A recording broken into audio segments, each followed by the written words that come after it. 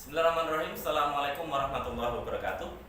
Perkenalkan, nama saya Erwin Nugroho, Sarjana Pendidikan Islam, peserta pendidikan profesi guru angkatan ketiga pada tahun 2022 di Universitas Islam Negeri Raden Mas Said, Surakarta.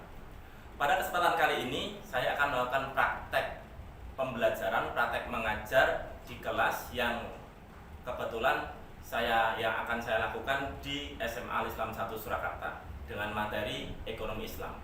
Selamat menyaksikan. Assalamualaikum. Waalaikumsalam.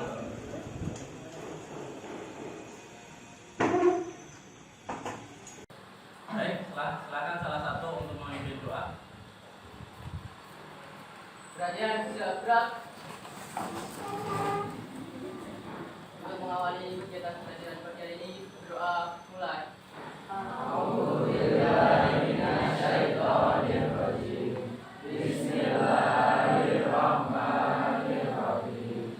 Raditu billahi rabba wa bil islami dina wa bi Muhammadin nabiyya wa rasulah.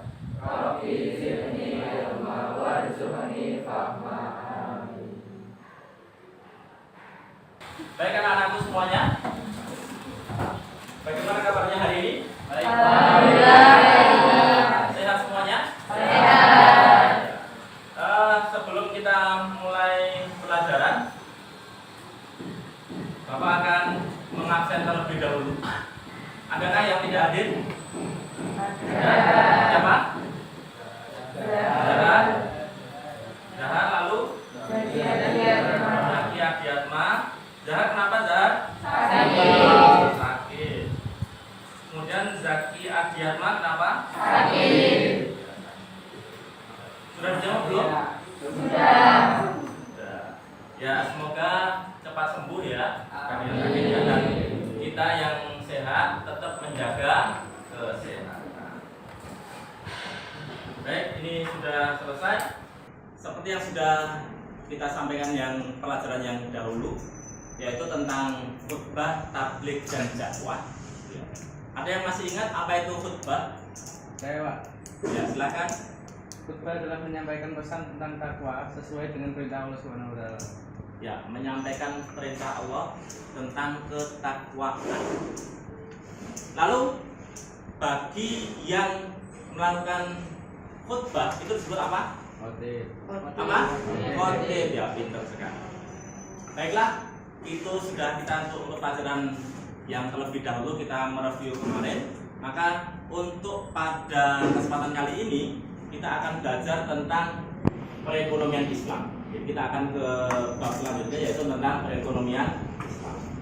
Nah, pada perekonomian Islam ini nanti ada beberapa tujuan pembelajaran. Yang pertama adalah menjelaskan dalil-dalil tentang jual beli, hutang piutang. Kemudian yang selanjutnya adalah menunjukkan contoh perilaku jual beli dengan benar. Kemudian yang ketiga itu adalah menampilkan perilaku melakukan jual beli. Dan yang keempat adalah menganalisis praktek jual beli dengan benar. Baiklah, setelah tadi sudah saya sampaikan tentang tujuan pembelajaran pada siang hari ini, ada yang tahu tentang hal ini? Ini tentang apa? Jual beli. Apa? Jual beli. Nah, jual beli seperti ini yang dikatakan beli dalam hal ini, kalau kita dalam keseharian kita, gitu nih. Selain yang tentang praktek apa? Ini apa jual beli apa ini? Jual beli sayur gitu ya. Ya. Maka kalau dalam keseharian kita, maka nanti jual beli itu termasuk dalam praktek apa tadi? Dalam judul tadi disebut apa? Ekonomi Islam. Ya.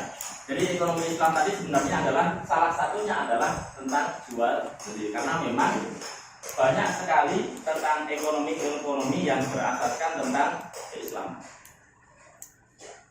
Karena kenapa? Karena Islam itu adalah rahmatan lil alamin.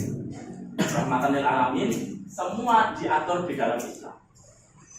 Termasuk kita makan, minum, bagaimana cara makan dan minum, kemudian beraktivitas. Nah, juga termasuk di dalamnya dengan praktek tadi jual beli, tentang kemudian dan lain sebagainya. Setelah tadi kita melakukan melihat mereview dari sebuah gambar, maka kita bisa mengambil kesimpulan yaitu tentang perekonomian Islam. Nah, pada kesempatan kali ini permasalahan-permasalahan itu nanti akhirnya adalah tentang ini yang akan kita bahas, yaitu tentang jual beli, kemudian selanjutnya adalah khiyar, yang ketiga adalah hutang piutang. Jual beli, bagaimana jual beli dengan konsep Islam, kemudian khiyar, apa itu khiyar dalam Islam, kemudian bagaimana hutang piutang dalam Islam. Baiklah, untuk melakukan pembelajaran ini silahkan kalian membentuk kelompok. Ada 4 kelompok, silahkan kalian membentuk 4 kelompok. Nanti setiap kelompok akan kami berikan tentang permasalahan-permasalahan tentang hal ini. Ya, silahkan. Kita sudah mengetahui tentang permasalahan-permasalahan yang ada di perekonomian Islam, yaitu itu.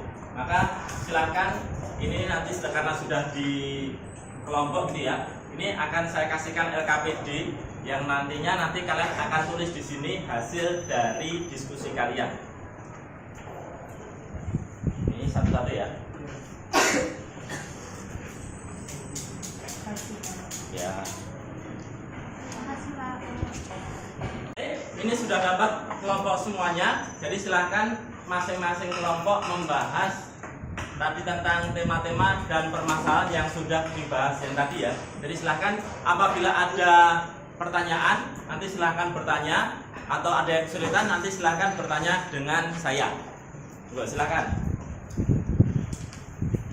Pak,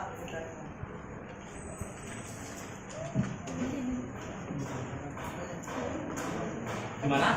Ada kesulitan? Tolong dijelaskan lagi nggak Pak? Ya. Dijelaskan tentang khiyar. Ya.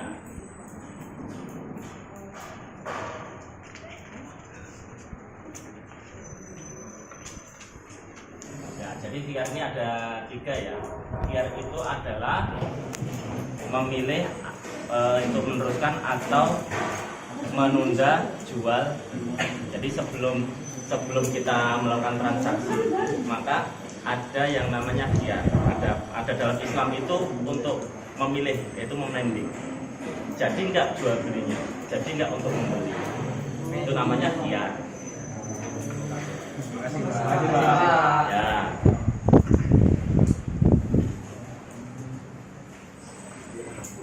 Sini ada kesulitan? Enggak ada kayaknya. Oh, belum ada. Ini kelompok sini tentang apa ya? Tentang hutang piutang. Oh iya, silakan. Kalau ada teman kita yang hutang sama kita, terus itu kembaliinnya tuh dilebihin gitu loh Pak, itu gimana? Ada yang hutang, umpamanya Fiona hutang kepada ini gitu ya. Kemudian Fiona membayarnya lebih gitu ya. Nah, bagaimana hukumnya? Kalau memang itu niatnya adalah kelebihannya itu dari Fiona, maka itu boleh.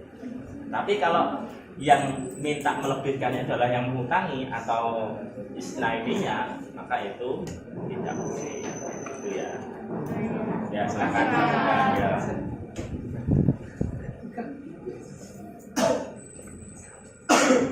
Pak, saya mau tanya Pak. Ini kelompok ini, ya. Pak, saya mau tanya Pak, kenapa hewan yang masuk di dalam kandungan induknya itu tidak boleh dijual belikan? Oh ya. Kenapa hewan yang masih di dalam perut induknya itu tidak boleh diperjualbelikan? Ya. Kenapa? Ada yang tahu? Kenapa hewan yang masih dalam induk atau dalam perut induknya itu tidak boleh diperjualbelikan? Kenapa? Ya, karena tidak jelas. Karena nggak jelas, nanti lahir atau nggak jelas.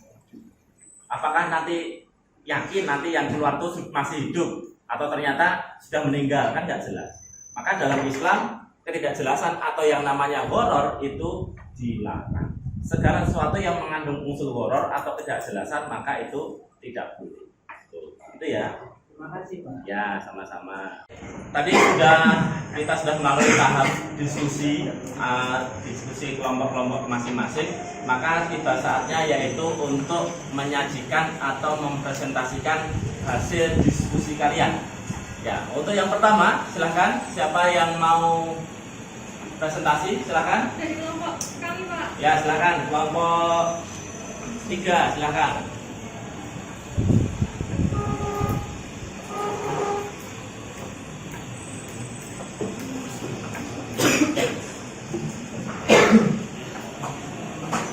Ya, ini teman kalian sedang akan melakukan presentasi, jadi tolong nanti dilihat, kemudian diperhatikan. Jika ada suatu hal yang kurang dipahami nanti bisa ditanyakan. Bisa dipahami ya? Silakan Mbak. Assalamualaikum warahmatullahi wabarakatuh. Waalaikumsalam warahmatullahi wabarakatuh. Di sini saya akan mempresentasikan hasil dari diskusi kelompok kami, yaitu tentang jual beli. Pengertian dari jual beli adalah menukar sesuatu dengan sesuatu atas dasar suka sama suka. Dan rukun dan syarat dari jual beli ada 3. Yang pertama adalah akid atau orang yang melakukan akad, yakni penjual dan pembeli. Syaratnya adalah sudah balik, berakal atas kehendak sendiri, dan keduanya bukan pemboros. Dan yang kedua adalah ada uang atau barang yang diperjualbelikan. Syaratnya adalah suci, ada manfaatnya, keadaan barang kepunyaan yang menjual atau yang diwakilkan, dan barang itu diketahui oleh pembeli dan penjual. Dan yang ketiga adalah lafal ijab qabul. Syaratnya adalah keadaan ijab qabul bersambung, hendaknya mufakat keduanya. Dan yang ketiga adalah uang dan benda yang dibeli, syaratnya ada 5.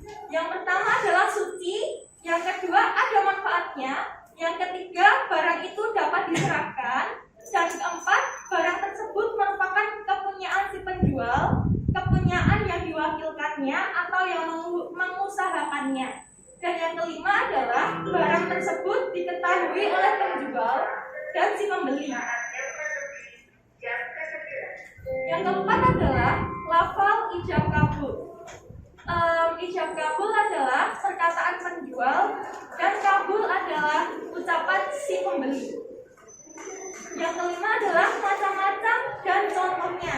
Yang pertama adalah jual beli terlarang, dan yang kedua jual beli sah tapi terlarang. Dan yang terakhir adalah hikmah jual beli, antara lain ada 4. Yang pertama adalah masing-masing pihak merasa puas. Yang kedua adalah penjual dan pembeli yang berlapang dada ketika mengadakan tawar-menawar akan mendapat rahmat dari Allah. Dan yang ketiga adalah dengan adanya jual beli akan menjauhkan orang dari makan dan memiliki harta dengan cara yang batil.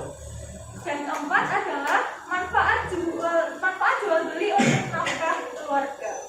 Sekian dari presentasi kelompok kami. Apakah ada yang ingin ditanyakan? Mau tanya? Ya. Tadi kan ada lafal ijab qabul. Ya. Itu bisa tolong jelas kasih contohnya nggak? Contohnya gimana? Oke, terima kasih atas pertanyaannya. Izinkan saya untuk menjawab. Ijab tadi adalah perkataan penjual, yaitu saya jual barang ini sekian.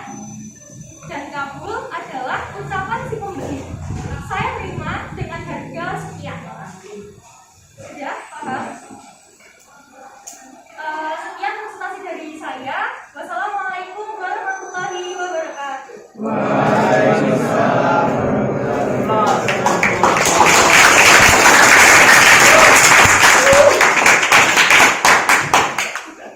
Baik, tadi kita sudah melakukan presentasi di tiap-tiap kelompok, maka sudah tiba saatnya adalah kita akan melakukan evaluasi. Yang pertama tentang saya ingin bertanya kepada Mas Andra. Ya, Mas Andra. Mas Andra, apakah itu jual beli? Jual beli itu menukar sesuatu dengan lainnya atas dasar suka sama suka. Menukar satu dengan yang lainnya atas dasar suka sama suka. Betul? Betul. Bisa, mantap ya. Nah, selanjutnya siapa ya? Ya, Mbak Samsia. Apakah dalil dari jual beli diperbolehkannya jual beli? Terdapat dalam surat Al-Baqarah wa halallahu bai'a wal Ya, wa ahallallahu bai'a wa harramar riba. Allah menghalalkan jual beli dan mengharamkan riba. Yang terakhir, ya ini yang terakhir kepada Mbak, ini Mbak ini belum ya tadi ya, Mbak Naswa. Mbak Naswa. Apakah itu maksud dari akid? Dalam jual beli itu ada akid. Akid itu apa sih? Akid Siapa yang itu- disebut akid? Akid itu penjual dan pembeli. Akid itu adalah penjual dan pembeli. Ya. Baik. Terima kasih. Itu tadi kita sudah belajar tentang perekonomian Islam. Sebagai penutup, siapa di antara kalian yang bisa menyimpulkan kira-kira yang kita pelajari sekarang ini nanti bagaimana? Apa sih dari ekonomi Islam itu gimana? Tadi ada jual beli. Ya, silakan Mas Rizal. Kesimpulan pelajaran pada hari ini yaitu pada ekonomi Islam mengatur segalanya mulai dari kegiatan jual beli, yang kedua ada khiyar, dan yang terakhir utang piutang. Ya, itu tadi tentang ternyata Islam sangat luar biasa mengatur seluruh aspek kehidupan kita. Sebelum saya tutup, saya akan memberikan suatu quotes yang ini: sebesar keinsafanmu, sebesar itu pula keuntunganmu. Semakin kamu insaf, semakin kamu giat belajar, maka semakin besar pula keuntunganmu. Tapi sebaliknya, semakin kalian itu tidak tahu tentang kualitas diri, tidak tahu mengembangkan diri, maka kalian juga yang akan merugi. Baiklah, cukup sekian yang bisa saya sampaikan. Sampai jumpa nanti di pertemuan selanjutnya, yaitu tentang tetap masih di perekonomian Islam tapi di lain subbab. Baiklah, sebelum kita tutup, marilah siapa yang memimpin doa dulu? Monggo silakan. Nah, untuk mengakhiri kegiatan belajar ini, doa dimulai.